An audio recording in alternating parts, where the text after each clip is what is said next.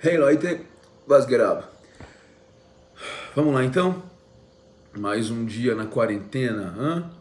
Escuta, eu descobri que a Maitê Mendonça, se eu não me engano o nome dela, vive na mesma cidade onde vive minha irmã e meu pai. Eu tenho uns primos, alguns tios perdidos lá também, lá em Juí, no norte do Rio Grande do Sul. A cidade maior ali da região, para vocês se situarem, é Passo Fundo, né, que é uma cidade bacana também. Né? Mas eu achei engraçado, né, assim, uma coincidência, né? Mas como dizia Jung, né, o discípulo de Freud, que depois, como eles tinham visões diferentes, eles se distanciaram, não existem coincidências, né? Engraçado isso. Bom, vocês viram que o meu cabelo tá enorme, né? Mas eu não tenho onde cortar, eu não vou cortar nesses caras aí. Um amigo meu cortou num louco ali da Augusta ali. Nossa, o cabelo do cara tá horrível, cara, mas eu não sei o que eu vou fazer. Eu mesmo vou cortar, porque eu até já cortei meu cabelo algumas vezes. Bom, você sabe de onde vem o teu dinheirinho pra onde vai o teu dinheirinho do dízimo? Ah, não sabe? Então papai vai contar pra ti, olha só, dá uma olhadinha aqui, ó. Igreja Mormon investe 38 bilhões em empresas como Apple, Google e Microsoft. O fundo Inside Peaks Advisors, que é um fundo da Igreja Mormon, é a partir desse fundo, né, que eles distribuem, que eles fazem os investimentos. No final de 2019 tinham investimentos aproximados de 38 bilhões em várias empresas. Entre as empresas estão as gigantes de tecnologia. A Igreja de Jesus Cristo dos Santos dos Últimos Dias, né, que é o nome jurídico da Igreja Mormon, tinha 1,5 bilhão em ações na Microsoft, igual quantia na Apple, 930 milhões no Google, 855 milhões na Amazon. Essas informações são do próprio Inside Peaks Advisor, que por lei teve de enviá-las para a Comissão de Valores Mobiliários dos Estados Unidos. Tá? Eles precisam comunicar. Como pertence a uma entidade religiosa, o fundo desfruta de isenção tributária. Cara, que negocião, hein? Que negócio. Outro dia teve um cara que veio aqui me xingar e falou assim: já já esse filho do diabo vai estar abrindo uma igreja. Aí eu vou abrir sim, vou ganhar dinheiro. Vou abrir. Vocês iriam na minha igreja? Agora vocês não vão mais, né? Né? Porque não paga tributo, gente. O negócio bom é você abrir ali, de repente, uma ONG, né? Abrir uma ONG e você lava dinheiro a partir dela, né? Como a entidade, por exemplo, como é que é? Aquela entidade que o Luiz Inácio Lula da Silva abriu, o Fernando Henrique Cardoso também tem, né? O Instituto Lula, né? Tudo faz lá para lavar dinheiro, gente. Acorda, né? Ai, ai. Investimentos com isenção tributária? Ah, não dá, né? A Igreja Mormon tem outros investimentos sobre os quais não precisa declarar a comissão de valores, porque não se trata de aquisição de ações. São propriedades e participações financeiras em empresas. Que coisa, hein? Então você não precisa nem comunicar que está fazendo, ou seja, os membros não têm a menor noção de para onde vai o dinheiro, né? É engraçado. Filha, o que foi? Tá toda inquieta aí por quê, Lili? Vem pra cá com o papai, vem. Ô, madame, vem papai, vem filha. A igreja, David Nelson, ex-gerente de investimentos da igreja, apresentou denúncia com documentação de que a administração Mormon tem investimentos no total de 100 bilhões, dinheiro que foi desviado das doações. A gente tem vídeo sobre isso, né, dos envios de 100 bilhões de dólares que deveriam ir para caridade, que os Mormons estão guardando para os dias difíceis, né, do fim do mundo, né, que eles pregam tanto há 200 anos, e é disso que nós vamos falar já já. Joseph Smith profetizou sobre o ano exato do fim do mundo. A Igreja Mormon, é claro, altera tudo, engana seus membros, muda uma palavrinha aqui, leva as pessoas ao erro, né, induz as pessoas a uma interpretação absurda, e nós vamos ver.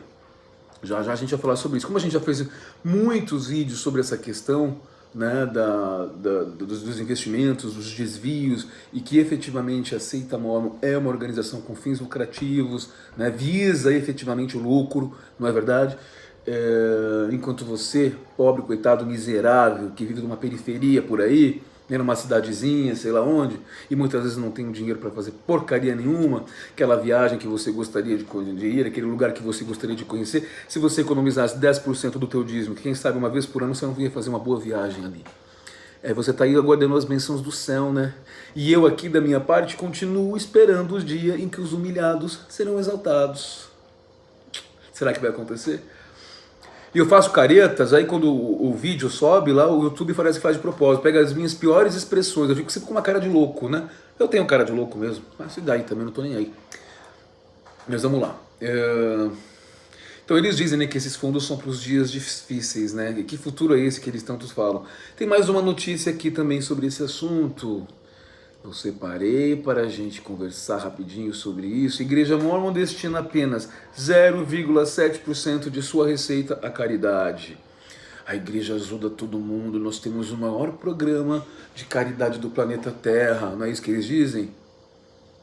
Conversa fiada, é óbvio, né? Tá comportadinha hoje, filha? O que foi? Não vai vir aqui morder o papai? O que aconteceu?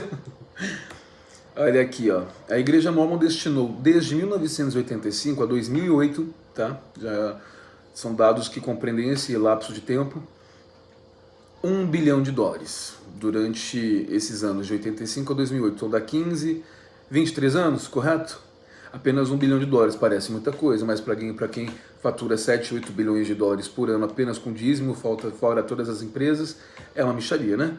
Isso pode parecer muito, mas em relação ao montante de dinheiro movimentado pela igreja, trata-se de migalha. Estudo da Secular Policy Institute apurou que a Igreja Mórmon emprega anualmente na caridade apenas 0,7% do seu rendimento. Dados coletados em 271 congregações da igreja mostram que, na média, 71% das receitas vão para despesas operacionais, aqui entre aspas. E é estranho, né? Você gastar 71% com receitas operacionais com o quê? Não tem funcionário nas capelas, porque quem limpa são os próprios membros, então você não tem que se preocupar em pagar funcionário. Paga luz, paga água, aí você gasta bilhões com isso, não faz o menor sentido. Não faz o menor sentido. Essa história de despesas operacionais é porque eles querem enganar as pessoas mesmo. Aí eles investem, né, nesses fundos, investem na Amazon, na Microsoft, na Google, compram terras, compram propriedades, não é? Constroem templos maravilhosos que são propriedades imobiliárias que têm um valor, né? São muito bem localizados, tem um valor enorme isso tudo, né? Olha só isso aqui. Há um grande contraste em relação a organizações humanitárias como a Cruz Vermelha, cuja quase totalidade da receita, na proporção de 92,1%, é destinada ao atendimento de pessoas. Para as despesas operacionais, apenas 7,9%. Quando você é mórmon, a gente aprende o seguinte, que a igreja é a primeira a chegar em zonas de tragédia, que a igreja é a primeira a chegar e a última a sair, que ela investe bilhões em ajuda humanitária. Na verdade, o que ela investe são questões midiáticas. Tudo que tem mídia, eles colocam dinheiro. Porque aí promove a filantropia empresarial, que nós já temos vídeo sobre isso, dá uma olhadinha lá também. Tá? Mas ajudamos os membros, parece que eles tiram os membros da miséria, né? Mas a gente tem programas educacionais, bom, exclusivo para alguns, você tem que cumprir todo o currículo. Minha mãe tentou, como eu já falei para vocês, algumas vezes já não foi aceita, tá? Porque ela era pobre, teve que fazer uma faculdade sozinha, usando isso, de afirmações do governo, dependeu disso, tá? E, enfim... Por exemplo, aqui eles falam, né, que empresas como a Walmart superam igrejas em ajudas aos pobres. Embora os fiéis façam doações às igrejas, achando estar ajudando indiretamente pessoas necessitadas nos Estados Unidos, a Walmart, lembra do Walmart? Cujo objetivo é o lucro, dá anualmente 1,75 bilhão em alimentos a entidades de caridade. Mais a Igreja Mórmon. Tal soma representa quase o dobro da caridade em 25 anos da Igreja Mórmon. Tá? Enquanto a Walmart anualmente doa 1,75 bilhão em caridade, a Igreja Mórmon em 25 anos doou apenas 1 bilhão. 28 vezes a mais de ajuda dada pela Igreja Metodista Unida, por exemplo, também. Tá? O estudo apurou também que anualmente as igrejas deixam de recolher aos cofres públicos 71 bilhões de dólares porque desfrutam de isenções fiscais que são mais benevolentes em relação às das instituições de caridade não religiosas. Então aqui ele não está falando só da Igreja Mórmon nesse parágrafo, tá? Ele está falando de outras entidades que anualmente 71 bilhões de dólares não são arrecadados. Tá? A percepção da maioria das pessoas é que as igrejas não possuem fins lucrativos, mas isso na prática não é verdade. No Brasil, por exemplo, a Igreja Universal do Reino de Deus pode ser descrita como um complexo grupo de empresas que obtêm recursos para investimentos e a sua manutenção a baixíssimo custo, a doação e dízimo dos fiéis, né? É um baita negócio, né, gente? Vamos combinar? Negócio mais lucrativo, sei lá, através do tráfico de drogas, né? Nem isso, né? Nem isso dá mais dinheiro. Não, e você consegue dar uma roupagem de legalidade, que é o mais importante, né?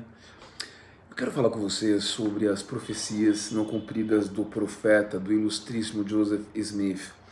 Eu vou trazer alguns dados aqui e vou também citar um site chamado Mais Fé, em que eles oferecem uma visão em defesa da seita Mórmon. E vocês vão ver claramente como eles iludem, como eles ludibriam o leitor, fazendo-o acreditar que, na verdade, Joseph não cometeu equívoco nenhum, que está tudo certo, que ele era humildíssimo.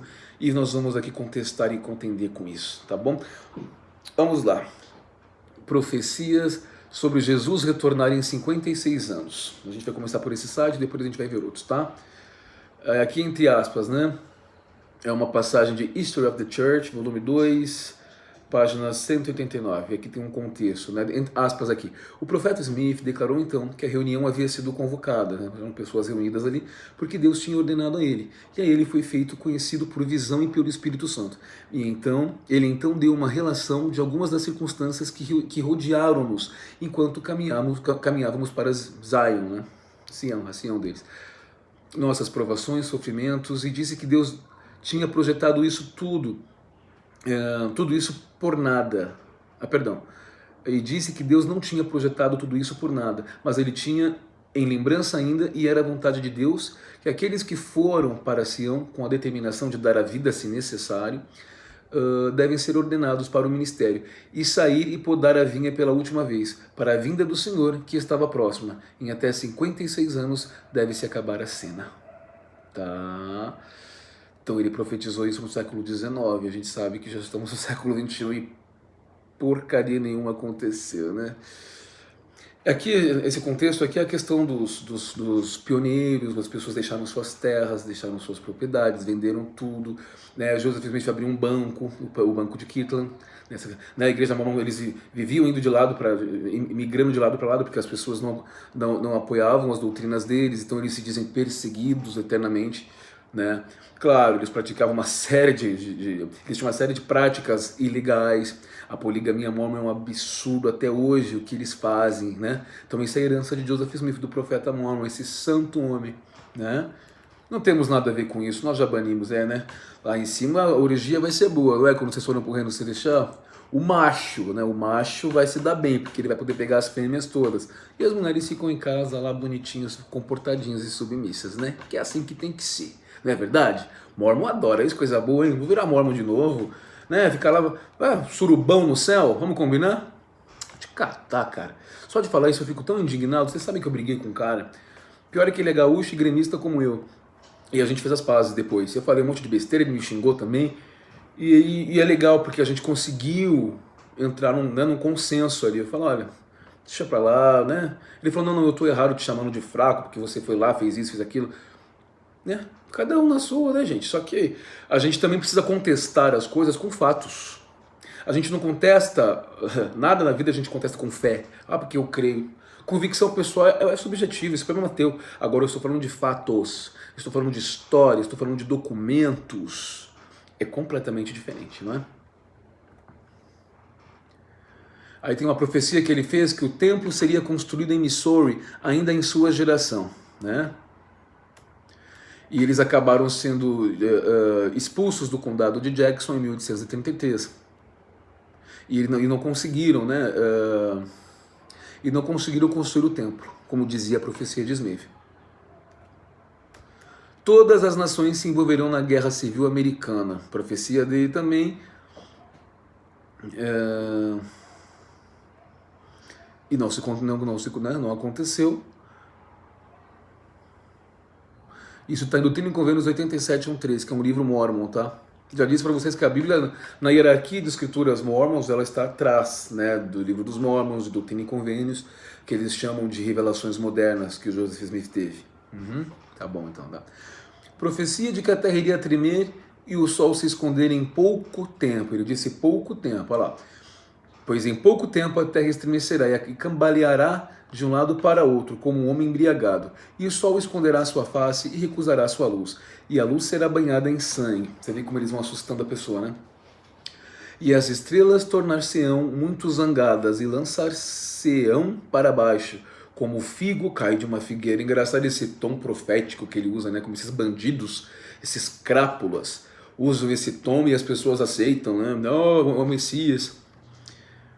Doutrina e Convênios 88 e 87, tá? Ele deu essa profecia, ele manifestou essa profecia em 1832. Em pouco tempo, né, a gente questiona, ainda não aconteceu, tá? Desculpa, a terra não tremeu inteirinha, as esteiras não sangraram, o sol não ficou todo banhado de sangue, né? Ah, eu velhinho Mormon aqui, em pouco tempo, a gente sabe que o tempo do Senhor é outra história, um ano para nós é 1000 anos para Deus, então eles inventam cada coisa, gente, e as pessoas acreditam. Há profecias, lá em Pérola de Grande Valor, que também é uma outra escritura Mormon, uma fraude enorme, gente, uma fraude terrível. Eu vou fazer um vídeo sobre isso. Já tem vídeos aí, procura aí se você quer saber sobre o livro de Abraão, que ele disse que ele traduziu de papiros egípcios, não sei o que. Um absurdo, né? A profecia de Isaías 11 estava para se cumprir. Além desse, citou o capítulo 11 de Isaías, dizendo que estava prestes a ser cumprido. Citou também o terceiro capítulo de Atos, versículo 22 e 23, exatamente como aparecem no Novo Testamento. Então, o que diz lá em Isaías 11? E morará o lobo com o cordeiro, e o leopardo com o cabrito. Ah, sim, aquela do leão com o carneirinho, né? E o bezerro, e o filho do leão e o animal cevado andarão juntos. Ai, que absurdo, gente. E o menino pequeno os guiará. A vaca e a ursa pastarão juntos. Seus filhos se deitarão juntos, o leão comerá palha com o boi. O leão vai virar vegetariano, vai deixar de ser carnívoro. É bacana, olha, bacana, gostei, mas ele foi feito para isso. A estrutura do corpo dos animais carnívoros, a mandíbula, os dentes, as garras, o corpo dele é para quebrar ossos. Né? Nós somos onívoros, né? Tenta quebrar um osso de vaca para ver se você consegue. Graças a Deus eu me livrei disso aí. E olha, é impressionante como a gente melhora por dentro quando a gente tira o sacrifício do prato da gente. Desculpe aproveitar esse espaço para falar, né, para passar para vocês essa minha filosofia. Claro, não quero doutrinar ninguém, cada um pensa como quer, mas acho que vale a pena uma reflexão. Vale a pena uma reflexão. E brincará a criança de peito sobre a toca da áspide. O que é áspide? Deve ser um bichinho, sei lá. Como é que é? E a desmamada colocará sua mão na cova do basilisco. Não se fará mal nem dano algum em todo o meu santo monte, porque a terra se encherá do conhecimento do Senhor como as águas cobrem o mar. Né? A profecia não se cumpriu, o lobo não está morando com o cordeiro, ele falou que isso ia acontecer em pouco tempo, não aconteceu, né? Ou seja, aqui, na verdade, esse site que eu peguei aqui, né, eu vou deixar todas as referências para vocês. Na verdade, ele não manipulou, eu conheço essas informações que ele está trazendo aqui, é verdade isso também. Né? Esse cara é o fundador da Igreja Cristã Apologética. Eu não gosto disso, mas eu resolvi trazer porque eu achei, ele não alterou nada, ele fez um bom compêndio aqui das profecias mormons, e agora eu vou trazer sites assim especializados mesmo no mormonismo com as mesmas informações, tá? Muito bem, a gente já falou sobre esses dois sites, agora vamos ver aqui rapidinho o que Joseph Smith falou quando ele profetizou sobre a segunda vinda, né? Rapidamente, né, porque tem todo um texto, ele profetizou em fevereiro de 1885, o ano que ocorreria a segunda vinda de Cristo, anunciando durante a reunião que o quórum dos 12 apóstolos foi formado, que a Igreja Mormon tem isso, tá? Tem o quórum dos 12 apóstolos, para dizer que eles imitam a Bíblia.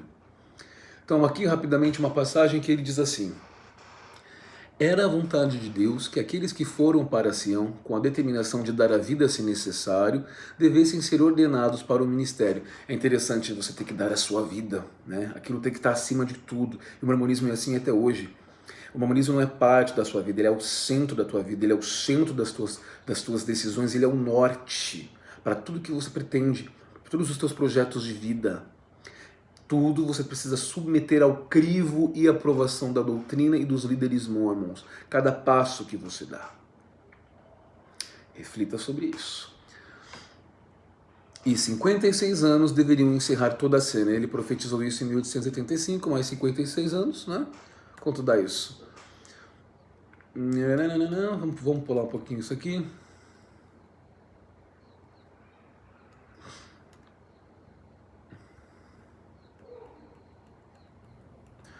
Certo.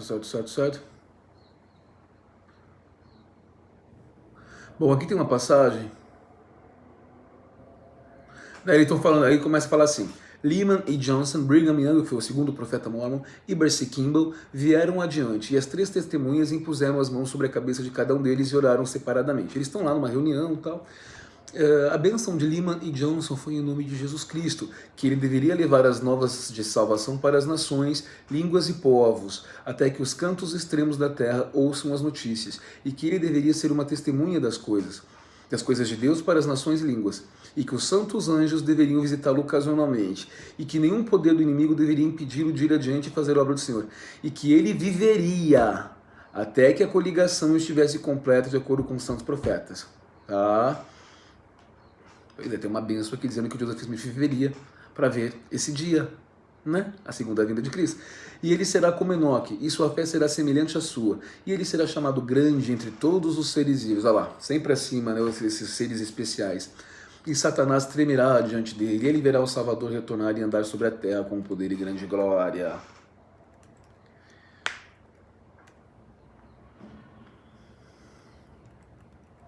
Então Joseph Smith foi recebendo bênçãos desses homens e tudo mais. E a gente sabe que ele foi assassinado, né, na cadeia de Carthage, né, e ele matou 2 pessoas aquele dia. Veja que ele não é mártir coisíssima nenhuma, né, ele estava armado, tem toda uma história bacana aí para contar para vocês.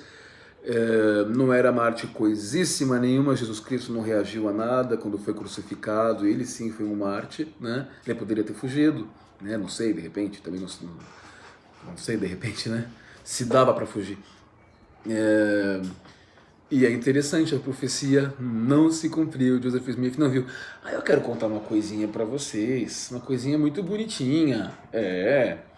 O que diz um site Mais Fé, um site apologético aceita Mormon, o que significa dizer que eles defendem, né, propagandeiam a seita Mormon, defendendo-a. Então ele fala, com relação a essa mesma profecia que a gente acabou de falar de 1835, eles têm uma outra visão, mas uma visão tão esquisita, é impossível a gente chegar a essa conclusão que eles estão chegando aqui. A gente já leu essa parte toda, né, de que 56 anos se passariam, não é verdade? Então, rapidamente, só para a gente poder dar o direito de voz a eles, não é isso? Nossa, que barulho foi esse? Olha só, o profeta Joseph Smith é o vidente e revelador desses últimos dias. Sua posição é particular e incomparável. Olha só os absurdos. Portanto, difere de todos os profetas anteriores e posteriores. Ele é melhor que todos, inclusive os bíblicos. Tá? Mas a gente sabe que para Mormon a Bíblia é... Nossa, gente, o que está acontecendo? É alguém gritando ali na Lorena, né? Que coisa! Mesmo possuindo os sucessores de Joseph Smith na presidência da igreja as mesmas chaves do sacerdócio necessárias para conduzir o reino de Deus na terra, há ainda algo que o destaca dos demais. Claro, Joseph Smith, imagina. É o cara, entendeu? Joseph Smith preside a derradeira dispensação, né? Porque nós estamos na última dispensação. O Senhor garantiu que Joseph Smith teria as chaves desta era final e que elas não lhe seriam tiradas até o retorno do Messias. Isso está em Doutrina e Convênio 112:15, né? Que apenas os mormons consideram como escritura, os cristãos, de modo geral, não consideram, né? Na verdade, você vê como eles usam a Bíblia e Jesus Cristo uma mera fachada para promover esse homem.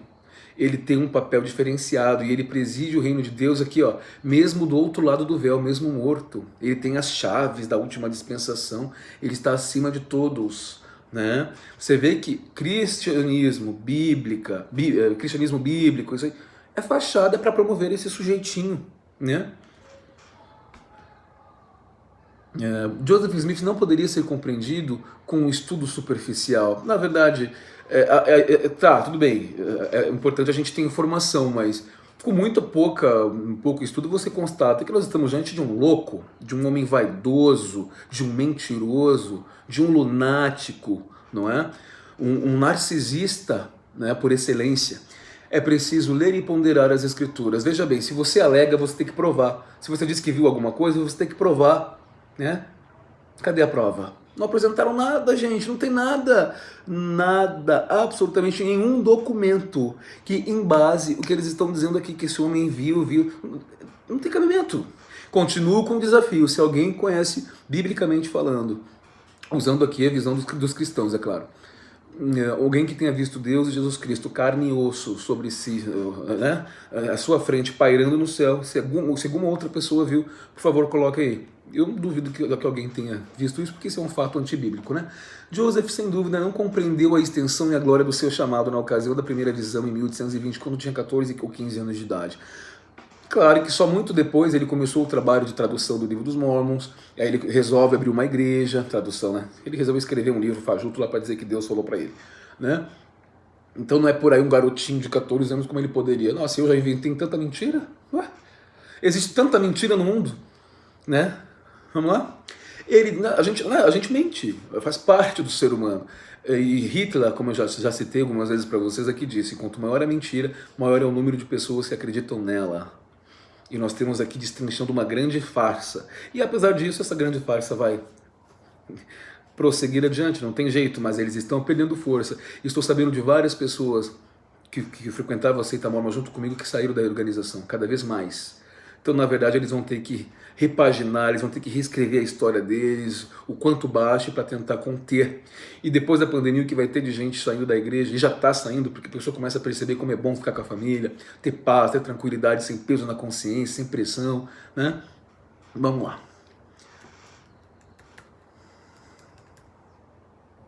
Então, a gente estava aqui falando, né? Olha aqui, o contexto aqui, né? Rapidamente. Ele coloca assim uma introdução. Essa introdução é relevante para compreender o motivo pelo qual Joseph Smith foi suficientemente ousado para perguntar ao Senhor sobre sua segunda vinda, já que o mesmo dissera na época do Novo Testamento que daquele dia e hora o seu retorno à terra ninguém sabe, nem os anjos do céu, mas unicamente meu Pai. Mateus 24:36. Joseph sentia-se inseguro em perguntar qualquer coisa ao Senhor. Nossa, mas ele não foi ao bosque orar e recebeu uma resposta, segundo ele? Está inseguro por quê?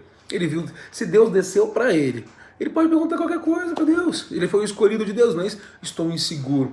Eles querem passar a imagem de um Joseph humilde, um homem terno de coração e manso de coração. E não é nada disso. E que Deus prometeu muitas revelações a ele, blá, blá, blá. Em 2 de abril de 1843, o profeta Joseph assistiu a uma reunião em que Orson Hyde discursou falando sobre a vinda do Salvador e disse: quando ele aparecer, seremos semelhantes a ele, etc. Ele virá em um cavalo branco. Nossa, o príncipe, né? Um cavalo branco, como um guerreiro, e talvez tenhamos um pouco desse mesmo espírito. Nosso Deus é um guerreiro, é um privilégio termos o Pai e o Filho habitando em nosso coração. Né? Então Joseph Smith ouve essas declarações, já acha muito esquisita, né? Ele fala assim, que coisa esquisita, não é por aí, né? E aí ele fala da revelação de Doutrina e Convênio 130, 18, 23. Revelação, a gente sabe que é mentira, né? Aí ele fala assim nessa passagem: certa vez eu estava orando fervorosamente para saber o tempo da vinda do Filho do Homem, quando ouvi uma voz dizer o seguinte. Ele ouvia vozes, é esquizofrênico, sem dúvida alguma: Joseph, meu filho, se viveres até a idade de 85 anos, verás a face do Filho do Homem. Portanto, que isso seja suficiente e não me importunes mais com esse assunto, né? Assim, fiquei sem poder decidir se essa vinda se referia ao início do milênio ou a alguma aparição prévia, ou ainda se eu haveria de morrer e assim ver-lhes a face. Creio que a vida do Filho do Homem não será antes desse tempo. Doutrina e Convênio 103, 14 e 17. Então, se viveres até... Deus falou para ele, se viveres até 85 anos, você verá a face do Filho do Homem. Então, indicando que em 85 anos seria a segunda vinda de Cristo. Veja bem, entenda, eles vão tentar te ludibriar aqui. Joseph, vivo ou morto, aconteceria quando ele completasse 85 anos. Né? Você está morto, digamos, morreu, a gente continua contando, né? Ele não veria se ele morresse antes disso, mas a vida o Filho do Homem viria à Terra independentemente disso em 85 anos. A questão é se ele ia ver, se ele ia presenciar ou não, porque existe um se aqui, se viveres até a idade de 85 anos, não tem problema. Se morreu, você não vê, mas o Filho do Homem viria a 85 anos. Correta essa minha interpretação?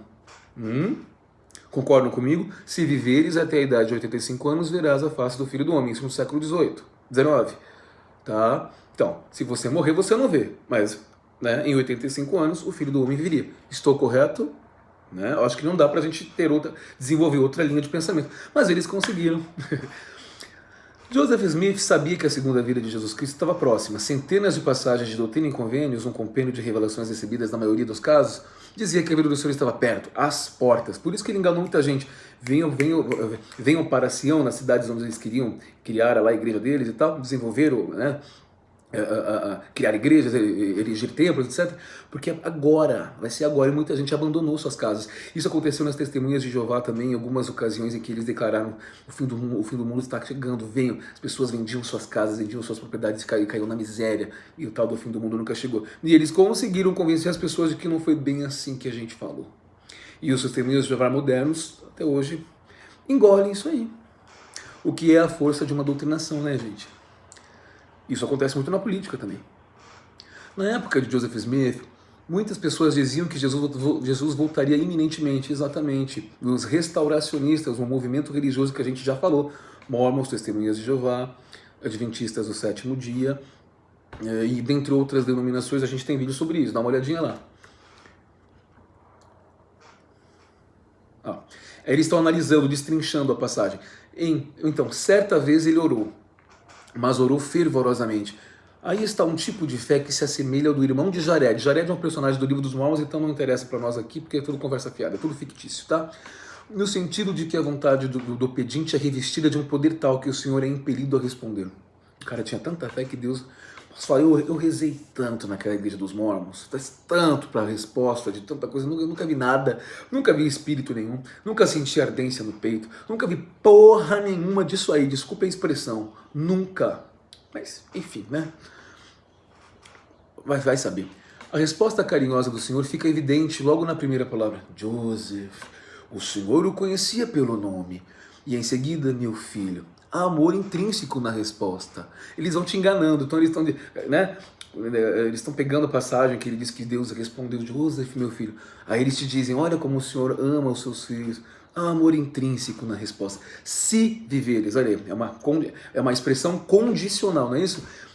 Se é uma palavra condicional. Se Joseph vivesse, se ele continuasse na mortalidade, isso claramente poderia não acontecer. O Senhor não disse quando Joseph atingisse a idade de 85, mas se atingisse, certo? Ok? Mas se atingisse, ele veria. Como ele morreu, ele não veria, mas aconteceria. Correto? Então, se isso acontecesse, ele veria a face do Salvador. A parte final da resposta é que isso seja suficiente. E não me importunes mais com esse assunto. Olha Deus aqui, né? Não me importunes mais, eu sou Deus. Não é engraçado, não é um absurdo. Deve ter sido um lembrete amoroso de que alguns mistérios não pertencem aos homens. Mesmo para os profetas. Joseph confessa que ficou sem poder decidir se essa vinda se referia ao início do milênio ou alguma aparição prévia, ou ainda se haveria de morrer e assim ver-lhe a face. Mas conclui que a segunda vinda não seria antes deste tempo.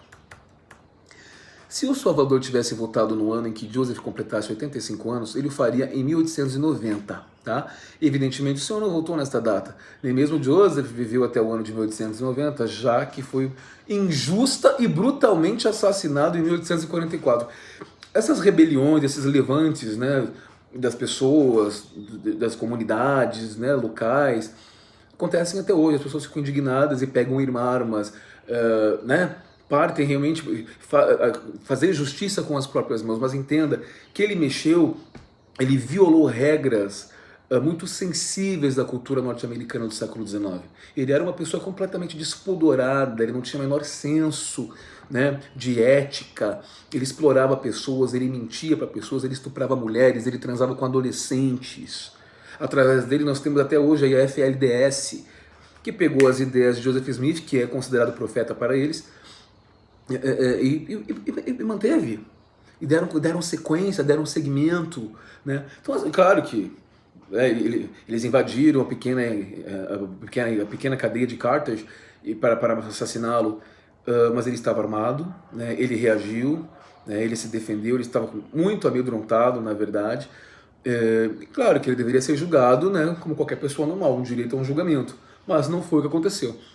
Mas eles querem te fazer acreditar que ele foi perseguido injustamente, que não havia motivos para revolta, para indignação das pessoas, e não é verdade. Tá? Joseph Smith não tinha a pretensão de ser considerado um homem perfeito, um vidente inigualável. Isso é mentira, gente, isso é conversa. Ele se candidatou à presidência dos Estados Unidos da América, ele adorava o poder, ele sempre ambicionou o poder, e a Igreja Mórmon até hoje ambiciona o poder, e eles têm muito poder. Tá? Ele andava armado, ele gostava de ser chamado de General Smith. Tá? Ele era vaidoso, tá bom? Ele era um narcisista por excelência. Todos precisavam submeter às ordens dele. Se você questionasse, ele te excomungava, ele espalhava mentiras sobre você, ele roubava animais, ele enganava, ele dizia que ele tinha dom da profecia para ganhar dinheiro em cima das pessoas. Ele era um caçador de tesouros. Era um 171, era um falsário, gente, acorda. E aí o texto vai amenizando, vai suavizando, para que o leitor desatento fique, né, ai, tadinho, que verdade, né? Então eles vão apresentando ao leitor um Joseph Smith modesto, simplório, né, obediente, não é nada disso. Tanto que era sincero ao dizer quando não sabia das coisas. Em sua pureza, o profeta perguntou quando seria a segunda vida, e o Senhor lhe deu uma resposta, ainda que não clara, claramente amorosa. Que Deus é esse cheio de mistérios, cheios de enigmas? Que não apresenta a sua face, que fala que se apresentou seu filho e ele mesmo em carne e osso para um único homem na história da humanidade. Ai, meu Deus do céu. Meu filho, este é o mistério que não irei te revelar, mas se você viver alguns anos a mais, vai ver. Não fique preocupado com esse assunto. Então você vê que é um embuste, né? É óbvio. Se você viver alguns anos a mais, ele não viveu, ele não viu. Eu estou aqui vivo e até hoje não vi. 200 anos depois. Né? 190 anos depois, né? E aí eles começam a usar as escrituras mormons, né? Olha, nós temos outros exemplos aqui sobre isso, sobre aquilo. Olha lá, último ponto. Embora Joseph Smith tenha registrado essa revelação em 1842, é provável que a tenha recebido antes desta data. Talvez essa pergunta, um tanto inocente e despretensiosa, olha lá, ele é inocente, despretensioso, modesto, tivesse sido feita no início de seu ministério, quando ele ainda estava aprendendo sobre seu papel. Ele ainda não tinha, né, os poderes dele ainda não estavam muito bem engajados, ele ainda era muito um profeta muito inexperiente, então a revelação parece que não foi muito clara para ele. Meu Deus do céu. Aí, olha a conclusão que eles conseguem chegar, que eu e nem você vamos concordar com isso, porque é impossível. Olha só, Joseph Smith, o vidente dos últimos dias, não recebeu uma revelação específica sobre quando Cristo retornaria. Ele não recebeu, gente? Ele não falou? Ele falou 85 anos. Se viver, você vai ver. Se morrer, não vai ver, mas vai chegar. Né? Nem mesmo nenhum dos seus sucessores na presidência da igreja afirmou uma data limite para o retorno do Senhor. Todavia, todos, sem exceção, garantiram que o Senhor em breve voltará e repetiram as escrituras de que ele depressa virá. Ele virá muito depressa, então você prepara. Então, por isso que os mormons estão sempre assim, sempre nervosos. Eu lembro quando eu era mormon, na verdade eu nunca fui mormon, né? Eu fui batizado na seita mormon contra a minha vontade. A revelia, né, da minha manifestação de vontade, tá? O que na verdade é inadmissível, totalmente inaceitável. É uma violação, né? Quando você está assim, sentado, relaxado, assistindo uma TV, você já acha que você está fazendo alguma coisa errada. Eu poderia estar aproveitando esse tempo para ler as escrituras, eu poderia visitar um irmãozinho da igreja que está afastado, eu poderia estar fazendo alguma coisa útil, porque os últimos dias estão chegando. Você não consegue sequer, relaxar. Não consegue, porque está chegando, é agora, se prepara. É sempre assim. Talvez a lição mais importante que Joseph tenha nos deixado com esta passagem está em outra sessão. Eles começam a fazer toda uma manipulação de escrituras para te convencer. Desculpe aí o vídeo longo, mas não tinha como fazer mais curto. Em verdade vos digo, vós sois criancinhas e ainda não compreendestes quão grandiosas são as bênçãos que o Pai tem nas mãos e preparou para vós. Estamos aguardando. E não podeis suportar tudo agora, contudo tem de bom ânimo, porque eu vos guiarei. Vosso é o reino, e são vossas as suas bênçãos, e são vossas as riquezas da eternidade. E aquele que receber todas as coisas com gratidão será glorificado, e as coisas da terra seriam acrescentadas, mesmo centuplicadas. É sempre assim, vocês serão grandemente abençoados, as bênçãos serão centuplicadas, multiplicadas por 100, tá? Porque vocês são fiéis. E a gente aqui continua aguardando o dia em que os humilhados serão exaltados, né? Sim. Portanto, fazei as coisas que vos mandei, disse vosso Redentor aqui no imperativo, né? Sim, o filho de Amã, que prepara todas as coisas antes de vos arrebatar, pois vós sois a igreja do primogênito, e ele vos arrebatará numa nuvem e determinará cada homem a sua porção. Pois é. Eu acho que é impossível chegar a essa conclusão que eles colocam, né, de que Joseph Smith não recebeu uma revelação exclusiva nesse sentido. Nós citamos também outras revelações, né, que ele expressamente diz que em 56 anos Jesus Cristo voltaria, seria a segunda vinda de Cristo. Então nós vemos aí que há uma enorme fraude por trás disso. Ele não tinha poder de evidência coisíssima nenhuma. Infelizmente tem milhões, muita gente acredita nisso, né? E paciência, mas os fatos estão aqui, as referências serão colocadas na descrição do vídeo e nosso trabalho continua. Bom domingo para vocês. Até a próxima semana. Bisdão.